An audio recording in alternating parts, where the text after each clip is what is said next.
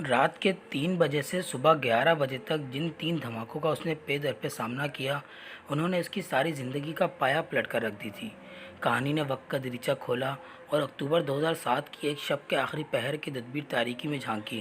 بڑا گھپ اندھیرا کمرے میں پھیلا ہوا تھا۔ ہلکے گلابی رنگ کی چادر میں لپٹی 39 سالہ عورت نے 3-4 کروٹیں بدلیں۔ اس کی ہر کروٹ میں نیند کے باوجود ایک مزمحل سے انداز کی جھلک بڑی نمایاں محسوس ہوتی تھی۔ پھر جیسے اس کی آنکھیں کھلیں، چند بار انہیں پٹپٹاتے ہوئے اس کے ذہن میں صورتحال سمجھنے میں بس چند لمحے ہی لگے۔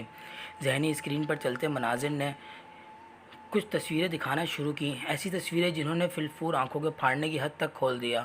اس نے خود سے کہا تھا، تو گویا میں خواب دیکھ رہی تھی، اور دیکھتے ہوئے کہ مناظر تفصیلات دھیرے دھیرے اجاگر ہونے لگے، ایک کے بعد ایک منظر سامنے آ کر اس کا ضبط بڑھانے کا سبب بن رہے تھے، اور جب سارا خواب تفصیلی سامنے آ گیا تو وہ مضطرب ہو کر اٹھ بیٹھی۔ اس نے دائیں اور بائیں جانب نظریں دوڑائیں۔ کمرے میں وہ دونوں میاں بیوی اور چھوٹا بیٹا ارسلان ہی تھا۔ اگر ان کے اٹھنے کا خوف نہ ہوتا تو وہ بتی جلا کر خود کو شیشے میں دیکھ کر جان جاتی کہ حیرت، خوف، اضطراب اور بے چینی کے عجیب سے احساسات کے مشترکہ رنگوں کا پھیلا ہوا عکس اس کے چہرے کو کسی خوفناک سی صورت دے رہا تھا۔ وہ سر جھکا کر ایک بار پھر دیکھے گئے خواب میں کھو گئی۔ اماں خواب میں آئی تھیں، خوبصورت نین نقش اور چنبیلی کی سی رنگت والی اس کی دلاری ماں، جو اس کی ماں کم اور سہیلی زیادہ تھی۔ جیسے بڑا روشن سا دن ہو، کمرہ دھوپ سے بھرا ہوا تھا۔ سفید چادر کی مارے حسب معمول ہنستے ہوئے وہ کمرے میں داخل ہوئی تھیں۔ انہیں دیکھتے ہی جیسے اس کے سارے جسم میں خوشی کی ایک لہر دوڑی تھی۔ خواب کی کیفیت میں یہ احساس کہیں نہیں تھا کہ اس کی ماں فوت ہو چکی ہے۔ وہ چلتے چلتے کتابوں کے اس ریک کی تک آئیں جس کے پانچوں شیلف اس کے پسندیدہ لکھاریوں کی کتابوں سے بھرے ہوئے تھے۔ انہوں نے اس کی طرف چہرہ کیا اور پوچھا، تم نے کوئی انعامی بانڈ خریدا تھا؟ ہاں اماں، 25,000 کا ایک بانڈ خریدنے کی غلطی کر بیٹھی تھی۔ وہ جو آپ کی طرف کا سیٹ تھا نا، اسے بیچ کر یہ پرائز بانڈ لیا تھا۔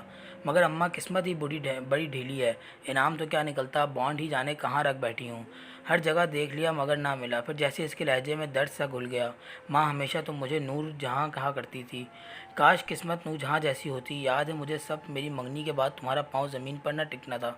تمہارا خیال تھا تم بیٹی کے لیے آسماں کا تارا توڑ لائی ہو۔ اپنی اکلوتی نور جہاں کے لیے جہانگیر ڈھونڈ لیا ہے، کھاتا پیتا امیر گھرانہ نصیب ہوا ہے۔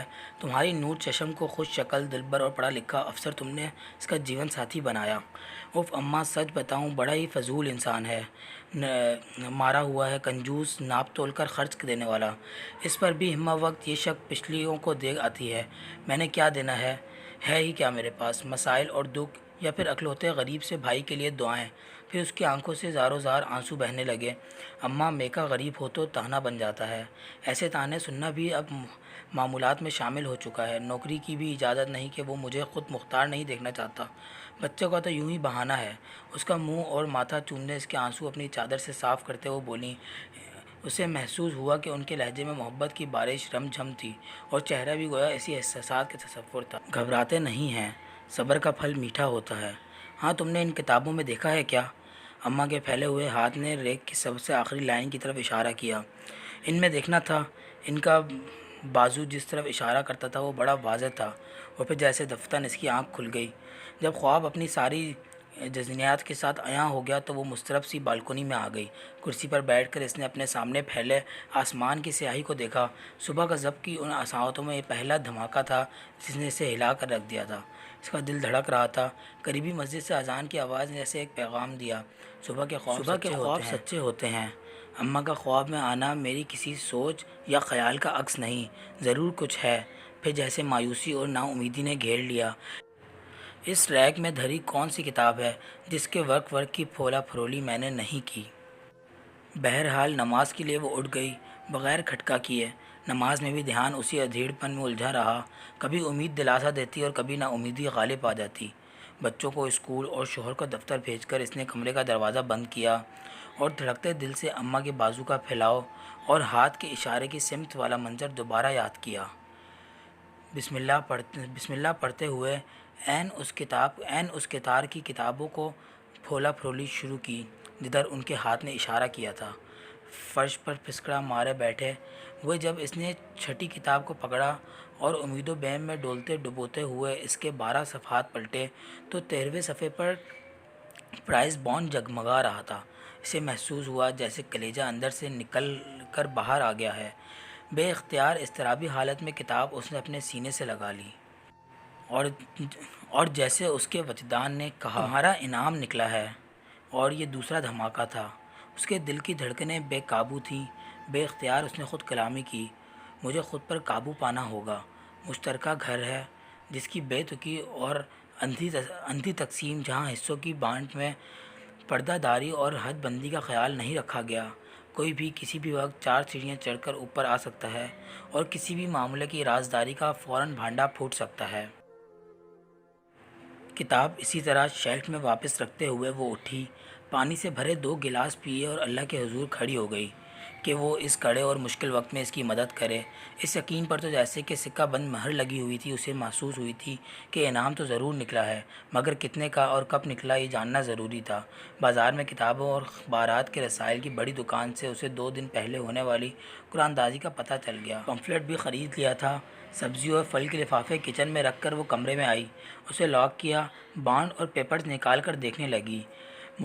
یخلق اس نے ایک جھٹکا سا کھایا، آنکھوں کے سامنے تارے سے ناچے ہیں۔ وہ تیسرا اور زبردست دھماکہ تھا جس نے اسے ہلا کر رکھ دیا۔ 5 کروڑ کا پہلا انعام۔ کلیجہ لگتا تھا جیسے پھٹ جائے گا۔ رحم پروردگار رحم، مجھ عاجز بے بس پر رحم۔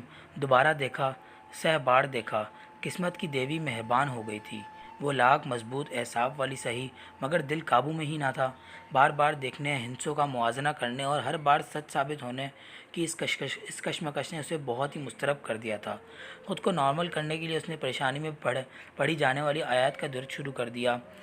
دیر تک آنکھیں بند کر کے اس ذات پاک کے حضور حاضر رہی۔ جب تھوڑا سا نارمل ہوئی، اٹھی، سب کچھ سلیقے سے سنبھالنے کے بعد اس نے وضو کیا اور خدا کے حضور جھک گئی۔ سجدے میں دھرا سر جیسے اٹھنا بھول گیا۔ آنکھیں برسات کی پھوار میں پھیلنے لگیں۔ پورے پونے گھنٹے بعد اس نے سر اٹھایا، آنسو پہنچے اور ایک میٹھی سی شکریہ ابویت اور عجز کے شیرینی لڑتی نگاہ کھڑکی سے باہر آسمان پر ڈال کر کچھ دیر بے خودی سے تکتے رہنے کے بعد اپنے آپ سے سرگوشی کی،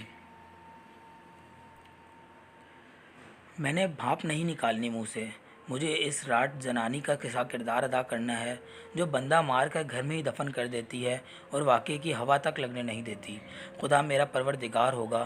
اگلے 2 دن تک اس نے دعائیں مانگنے اور یہ سوچنے میں گزارا کہ اس کا لائحہ عمل کیا ہونا چاہیے۔ بار بار دل ڈوبتا کہ کہیں کوئی دھوپ یا فراڈ نہ ہو جائے۔ اکیلی عورت، زمانہ خراب، قدم قدم پر انسان کے بھیس میں ڈاکو لٹیرے بیٹھے ہیں، ایسی ہزار سوچیں، اور وہ بھی اس درجہ ظالمانہ کہ اپنے کٹیلے واروں سے اسے نڈھال کر دیتی تھی۔ اسٹیٹ بینک سے ادائیگی اور پھر اسے پیسے جمع کرنے کی دوسرے بینک میں بحفاظت منتقلی، کہیں کوئی ہیرا پھیری نہ ہو جائے۔ خدشات کے کتنے زہریلے سپولے تھے کہ جو کاٹ کاٹ کر ہلکان کر دیتے تھے۔ ہر قدم جیسے پھونک پھونک کر اٹھانا تھا، کسی کو بھنک نہ پڑ جائے، کوئی شک نہ گزرے۔ ادھر ادھر سے معلومات، بہت سے اندر تک کی باتیں، ان کے چکروں اور منی لانڈری کی کہانیاں سب یاد آ رہی تھیں۔ بلاخر اس نے دعا کے لیے ہاتھ اٹھا دیے۔ رحم میرے مولا، اگر اتنی بڑی عنایت اس عاجز مسکین پر ہو گئی ہے، تو نے اس ٹٹ پنجی عورت کو خزانہ خلد پہنچا دی ہے، تو اب اس سے پہننا بھی نصیب کر۔ میرے اور میرے غریب خاندان پر تیرا کرم ہو۔ 10 دن اس کی زبان نے نہیں، اس کے دل نے میرے لیے میرا اللہ ہی کافی ہے اور میں اسی پر بھروسہ کرتی ہوں کا ورد کیا۔ اور کرم کچھ اس انداز میں ہوا کہ اس کا ہر کام درجہ بدرجہ سہولت اور آرام سے ہوتا گیا۔ قسمت کی اس عنایت پہ اس کا سجدہ زیر ہو گیا۔ اپنے طور پر اس نے کوئی ہفتہ بھر اپنی گہری دوستوں کے بینکار شوہروں سے ایسے ہی باتوں باتوں میں معلومات لیں۔ ایک دن دعاؤں کے پلندے جھولی میں ڈالے وہ اسٹیٹ بینک کی عظیم الشان عمارت میں داخل ہوئی تو گویا جیسے اللہ نے اس کا ہاتھ تھام لیا۔ چیئرمین نے اسے سنا اور اس کی مشکل سمجھی، اور جیسے وہ پلسرات جیسا سفر جس کا تصور ہی اسے رلا دیتا تھا، بخیریت و عافیت طے ہو گیا۔ اور جس دن وہ اپنے گھر سے خاصی دور قومی بچت کے ایک ادارے میں اسے جمع کروا کے اٹھی، طمانینت و سرشاری اور شکر گزاری کے موسلادھار بارشیں میں جیسے نہا رہی تھی۔ سب کام مکمل رازداری سے انجام پا گیا۔ پہلا مرحلہ اپنے بھائی کی مدد کا تھا۔ کریانے کی چھوٹی سی دکان اس کے منافع سے بڑی ہوتی ہوئی پرچون کے جنرل اسٹور میں بدل گئی۔ گھر اور طرز زندگی میں تبدیلی آئی۔ شوہر نے سالے کی خوشحالی کی اس تبدیلی کو محسوس کیا اور طنزیہ لہجے میں بولا، تمہارے بھائی کی کوئی لاٹری نکلی ہے کیا؟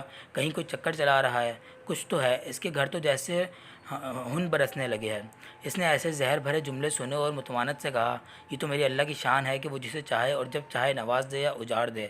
یاد رکھنا اگر کوئی ایسی ویسی بات نکلی، کسی دھوکہ دہی، فراڈ یا ہیرا پھیری کا کوئی سین سامنے آیا تو تمہارے اور میرے راستے الگ ہو جائیں گے۔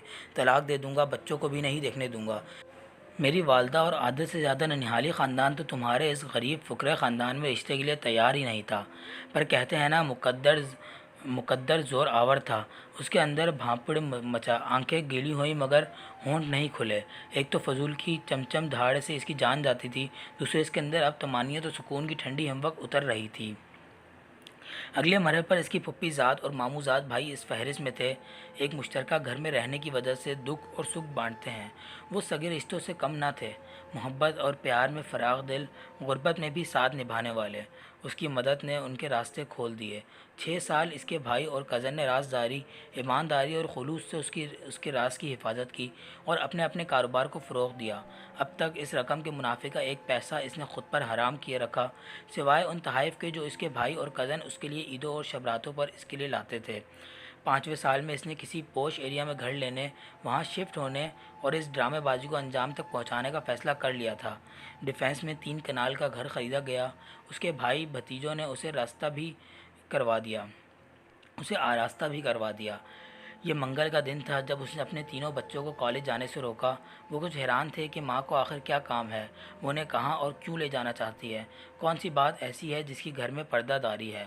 راز اس آراستہ گھر میں آ کر کھلا۔